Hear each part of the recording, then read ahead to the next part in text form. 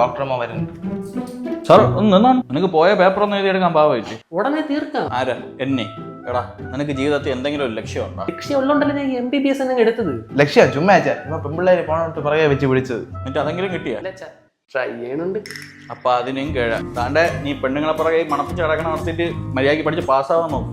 തവണ ഞാൻ എന്തായാലും എഴുതിയെടുക്കും വെച്ചാ. എന്നാ നീ പറ, മനുഷ്യ ശരീരത്തിൽ എത്ര എല്ലോട്ടം?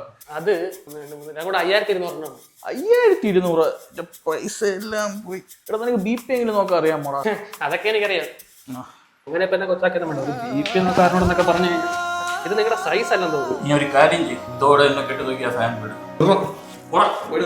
ഇയാൾക്ക് എന്താ വട്ട ഒരു BP നോക്കാൻ സമ്മതിക്കൂല.